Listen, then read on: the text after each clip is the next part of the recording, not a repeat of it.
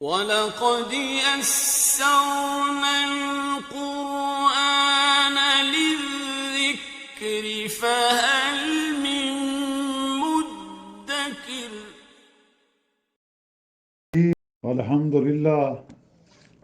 الحمدللہ وکفا وسلام علی عباد الذین اصطفیٰ اما بعد فاعوذ باللہ من الشیطان الرجیم بسم اللہ الرحمن الرحیم ولولا اذ سمعتموہ قلتم ما یکون لنا ان نتکلم بہذا سبحانک ھذا بہتان عظیم۔ جب تم نے اسے سنا تو کیوں یہ نہ کہا کہ ہمیں شان نہیں کہ ایسی بات زبان پر لائیں، پروردگار تو پاک ہی ہے، یہ تو بہت بڑا بہتان ہے۔ یعظکم اللہ ان تعودوا لمثلہ ابدا ان کنتم مومنین، اللہ تمہیں نصیحت کرتا ہے اگر مومن ہو تو پھر ایسا کبھی کام نہ کرنا۔ وَيُبَيِّنُ اللَّهُ لَكُمُ الْآيَاتِ وَاللَّهُ عَلِيمٌ حَكِيمٌ، اور اللہ تمہارے سمجھانے کے لیے اپنی آیاتیں کھول کھول کر بیان فرماتے ہیں، اور اللہ جاننے والے اور حکمت والے ہیں۔ ان الذین یحبون ان تشیع الفاحشۃ فی الذین آمنوا لہم عذاب علیم فی الدنیا والآخرہ واللہ یعلم وانتم لا تعلمون۔ جو لوگ اس بات کو پسند کرتے ہیں کہ مومنوں میں بے حیائی یعنی تہمت اور بدکاری کی خبر پھیلے، ان کو دنیا اور آخرت میں دکھ دینے والا عذاب ہوگا، اور اللہ جانتے ہیں اور تم نہیں جانتے۔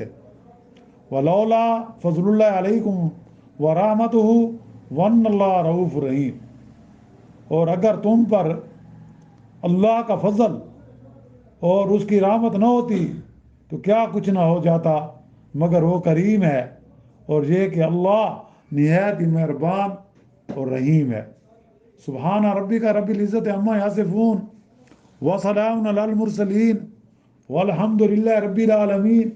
اللہم صلی علی سیدنا محمد وعلی آلہ وصحابہ وسلم۔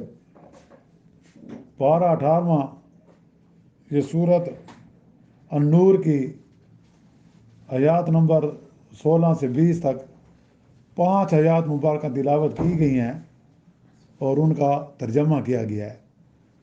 یہ واقعہ وہی جیسا کہ سورت کے شروع میں بتایا تھا، ام المومنین حضرت عائشہ رضی اللہ تعالیٰ عنہ کے ساتھ تعلق رکھتا ہے۔ گزشتہ آیات میں ان مسلمانوں کو خبردار کیا گیا تھا اور ناصحانہ ملامت کے ساتھ نیک گمانی کا حکم دیا گیا تھا، جنہوں نے اس واقع عفق کے افطراء اور بطان میں اپنی زبانیں کھولی تھی اور جھوٹ بات کے نقل کرنے میں حصہ لیا تھا۔ اب ان آیات میں ان مسلمانوں کو دوسرا حکم دیا جا رہا ہے کہ بھلے اور نیک آدمی کی شان میں، نیک لوگوں کی شان میں کوئی برائی کا کلمہ بغیر تحقیق ہرگز نہیں نکالنا چاہیے، بلکہ پہلے تحقیق کرنی چاہیے۔ برے خیالات، گندے الزامات اور شیطانی وسوسوں سے دور رہنا چاہیے۔ کبھی ایسے کلمات زبان سے نہ نکالنے چاہیے۔ اگر دل میں کوئی ایسا وسوسہ، ایسا شیطانی خیال پیدا ہو تو زبان کو قابو میں رکھنا چاہیے، کیونکہ شیطان کا یہ کام ہے کہ اس نے وسوسے ڈالنے ہیں،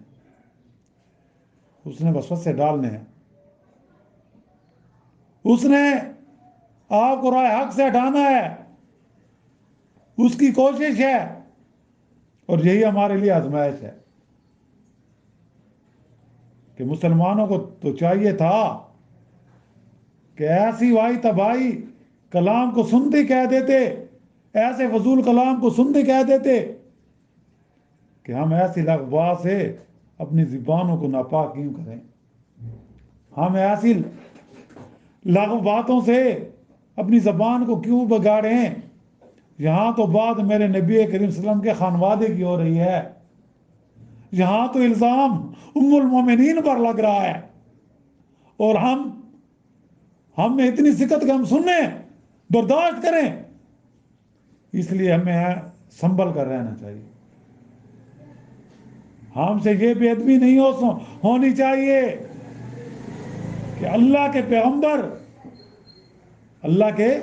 پیغمبر کی زوجہ مطہرہ کی نسبت کوئی ایسی لغوات کی جائے، اس پر ایسی کوئی تہمت لگائی جائے، ان کی عفت کو پامال کیا جائے، پھر ہدایت کی جاتی ہے کہ دیکھو خبردار رہنا، آئندہ کبھی ایسی حرکت نہ کرنا، ورنہ ایمان کے غارت ہونے کا اندیشہ ہے، تمہارا ایمان ختم ہو جائے گا، تم بھی ان منافقین کے ساتھ غرق ہو جاؤ گے، تباہ و برباد ہو جاؤ گے، اور قیامت کے دن تم بھی انہی کے ساتھ جہنم میں چلے جاؤ گے۔ اور آئندہ بد باطن منافقوں کے نرخے میں نہ آنا، ان کے فریب میں نہ آنا، ان کی چالوں میں نہ آنا۔ اللہ تعالیٰ اپنے احکام تمہارے سامنے کھول کر بیان فرماتے ہیں، یعنی اصول کے علاوہ تم کو جزیات اور فروعات کی بھی تعلیم دیتے ہیں، ادب، اخلاق، عقیدہ اور تہذیب سکھاتے ہیں۔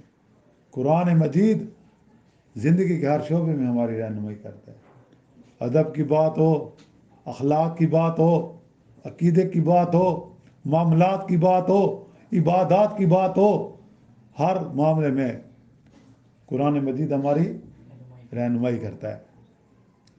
جن باتوں سے خرابیاں پیدا ہونے والی ہیں، نفاق، رنجش اور اخلاق کی بربادی، امن اور انتظام کی تباہی ہونے والی ہے، ان سے وہی خوب واقف ہے۔ کیوں؟ اللہ علیم بذات الصدور ہے، وہ سینوں کے بھید جاننے والی ذات ہے۔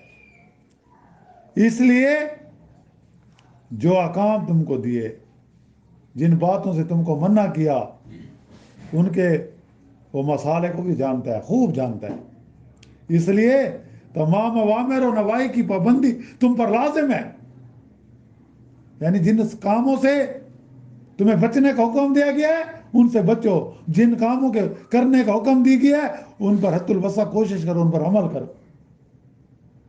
ہاں، اگر کوئی شخص ایمان ہی سے کوڑا ہو، جس کے سرشت میں، جس کی فطرت میں خرابی ہو، تو بے ادب، گستاخ اور بھلے لوگوں کی وہ بے ادب ہو، وہ گستاخ ہو، نیک لوگوں کی تذلیل کرنے والا ہو، تو ایسے لوگ تو ناپاک باتیں پھیلانے کی دھن میں ہر وقت لگے رہتے ہیں۔ اللہ رحم کرے، اللہ رحم کرے۔ آج پھر ہم اس دور میں گزر رہے ہیں کہ لوگ نیک لوگوں پر بہتان تراشی کرتے ہیں، نیک لوگوں پر الزام تراشی کرتے ہیں، جو بدکار ہیں ان کو معصوم بنا کر پیش کیا جاتا ہے۔ یہ ہم فتنوں کے دور میں چل رہے ہیں۔ اللہ تعالیٰ ہم سب کو، تمام اہل اسلام کو ان فتنوں سے محفوظ رکھے اور سب کا خاتمہ ایمان پر فرمائے۔ یہاں تک تو نزول برات سے قبل تذکرہ کرنے والوں کا ذکر تھا، آگے ان کا ذکر ہے جو بعد نزول ان آیات برات کے بھی باز نہ آئے۔ ظاہر ہے کہ ایسا شخص بے ایمان ہی ہوگا جو اللہ کے قرآن کو نہ مانے، جو اللہ کی گواہی کو نہ مانے، جو اللہ نے جس پر شہادت دی اس کو نہ مانے، تو گویا وہ قرآن کا بھی انکاری اور نشانہ بنائے امہات المومنین کو، تو اس کا تو ایمان ختم ہو گیا۔ ان کے متعلق بتلایا گیا جو لوگ بعد نزول ان آیات کے بھی چاہتے ہیں، یعنی اس کی کوشش عملی طور پر کرتے ہیں کہ مسلمانوں میں اس بے حیائی کی بات کا چرچا ہو، تو انہیں دنیاوی سزا یعنی اس سے کونوں کی حد شرعی بھی لگے گی، اور اخروی سزا یعنی عذاب جہنم بھی ہوگا۔ اللہ تعالیٰ ایسے فتنہ پروازوں کو خوب جانتا ہے۔ اللہ کو پتہ ہے کون فتنہ پرور ہے اور کون متقی ہے، کون رب چاہے زندگی گزارتا ہے اور کون من چاہے زندگی گزارنے والا ہے۔ اللہ سے کوئی چیز پوشیدہ نہیں ہے، اللہ خوب جانتے ہیں۔ گو ہم مسلمان نہ جانتے ہوں، کیونکہ ہم غیب کے علم تو نہیں جانتے نا، غیب کی خبر تو میرا صرف اللہ جانتا ہے، اور یہ بھی اس کے علم ہے کہ کس کا جرم کتنا ہے اور کس کی کیا غرض ہے۔ یہ طوفان، یہ بہتان تو ایسا اٹھا تھا کہ نہ معلوم کون کون اس کی نظر ہو جاتے، لیکن اللہ نے محض اپنے فضل و رحمت سے اور شفقت و مہربانی سے مسلمانوں میں سے تائبین کی توبہ کو قبول فرما لیا۔ اللہ کی رحمت بڑی وسیع ہے کہ اگر آپ سے گناہ سرزد ہو گیا ہے تو وہ کہتے ہیں میرے در پر تو مجھ سے معافی تو مانگو، اور پھر بعض کو حد شرعی جاری کر کے پاک کیا۔ ان آیات سے یہ چند مسائل معلوم ہوئے۔ ایک یہ مسئلہ، کسی مومن کی آبرو ریزی اور عزت برباد کرنے کی کوشش کرنا حرام ہے۔ کسی مومن کی آبرو ریزی اور عزت کو برباد کرنے کی کوشش کرنی حرام ہے اور موجب عذاب علیم ہے۔ عذاب علیم سے مراد ہے کہ وہ دردناک عذاب میں مبتلا ہوگا اللہ کی طرف سے قیامت کے دن۔ اگر اس دنیا میں بچ گیا نا تو قیامت میں اس کو عذاب ملے گا۔ اور آج آپ دیکھ رہے ہیں کہ جس کے ساتھ آپ کی کوئی دشمنی ہو، جس کے ساتھ کوئی اختلاف ہو، چاہے سیاسی اختلاف ہو، چاہے مسلکی اختلاف ہو، چاہے قومی اختلاف ہو، چاہے لسانی اختلاف ہو، چاہے علاقائی اختلاف ہو، تو سب سے پہلے ان کی عزت کی آبرو ریزی کی جاتی ہے۔ نمبر 2، تہمت تراشی کرنا یا سن کر تصدیق کرنا، یہ بھی جرم عظیم ہے کہ ایک آدمی کسی پر الزام لگاتا ہے، تہمت لگاتا ہے، اور دوسرا آدمی بھی اس کی بات مان لیتا ہے، تصدیق نہیں کرتا، تو وہ بھی برابر کا شریک ہے۔ آج آپ دیکھ رہے ہیں یہ فضا بھی عام ہے، گویا ہم قیامت کے قریب جا رہے ہیں کہ جن چیزوں سے ہمیں منع کیا گیا آج سے 1450 سال پہلے، آج پھر وہی ہم کام کر رہے ہیں۔ نمبر 3، غیر مومن اور غیر مسلم طبقہ ہر ہیلا اور بہانے سے مسلمانوں میں فحش پرستی اور بے حیائی کو رواج دینا چاہتا ہے، اور آپ دیکھ رہے ہیں رواج دیا جا رہا ہے۔ یہ بات بھی غلط نہیں ہے، ٹی وی پر دیکھو یہ شوبز جو دکھائے جا رہے ہیں، نام تو وہ مسلمانوں کے ہیں، جو تو یہ فحاشی ہے یا نہیں ہے؟ اس کو ہم تہذیب کا نام دے کر فحاشی پھیلائی جا رہی ہے۔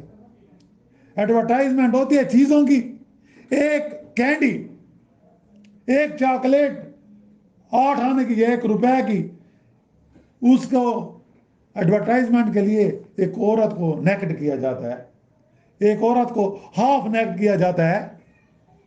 تو یہ کیا ہے؟ یہ جو ہمیں راستہ کس نے دکھایا؟ غیر مسلموں نے دکھایا نا۔ اور اسلامی کلچر اور تہذیب کو برباد کرنے کے لیے نت نئی کوششیں کی جا رہی ہیں۔ ہر بے حیائی کو کلچر کا نام دیا جاتا ہے۔ اللہ رحم کرے، اللہ رحم کرے، ٹی وی شو پر آپ دیکھتے ہیں ایک طرف علماء کو بٹھایا جاتا ہے، ایک طرف کچھ یعنی لبرل قسم کے لوگوں کو بلایا جاتا ہے، بٹھایا جاتا ہے، اور وہ باتیں جو دین اسلام میں نہیں ہیں ان کو سچ ثابت کرنے کی کوشش کی جاتی ہے، حرام چیزوں کو حلال کرنے کی کوشش کی جاتی ہے۔ تو اس لیے مسلمانوں کو ہر وقت خبردار رہنا چاہیے اور اسلامی قوانین کو مضبوط پکڑنا چاہیے، اور اب بھی حق تعالیٰ کی طرف سے اس سلسلے میں احکام و نصائح کا سلسلہ جاری ہے، انشاءاللہ آئندہ دروس میں ہوگا۔ اللہ تعالی ہم کو بھی ان جملہ قرآنی ہدایات پر عمل پیرا ہونے کی توفیق عطا فرمائے، اور ہم سے گزشتہ جو تقصیرات سرزد ہو چکی ہیں اپنی رحمت اور فضل کرم سے معاف فرمائے، اور آئندہ ہم کو جملہ فحش اور بے حیائی کی باتوں سے بچنے کی توفیق عطا فرمائے۔ یا اللہ اکرام مسلم کے ہم کو توفیق نصیب فرما، اور کسی مسلمان کی آبرو ریزی کے جرم عظیم میں مبتلا ہونے سے ہماری حفاظت فرما۔ ربنا آتنا فی الدنیا حسنۃ وفی الآخرۃ حسنۃ وقنا عذاب النار وادخلنا الجنۃ مع الابرار یا عزیز یا غفار یا رب العالمین۔ ربنا لا تؤاخذنا ان نسینا واخطانا ربنا ولا تحمل علينا اصرا كما حملت على الذين من قبلنا ربنا ولا تحملنا ما لا طاقة لنا به واعف عنا واغفر لنا وارحمنا انت مولانا فانصرنا على القوم الكافرين رب اغفر لي ولوالدي وللمؤمنين والمؤمنات والمسلمين والمسلمات الاحياء منهم والاموات ربنا تقبل منا انك انت السميع العليم وتب علينا انك انت التواب الرحيم صلی اللہ تعالی علی خیر خلق محمد وآلہ وصحبہ اجمعین برحمتک یا ارحم الراحمین۔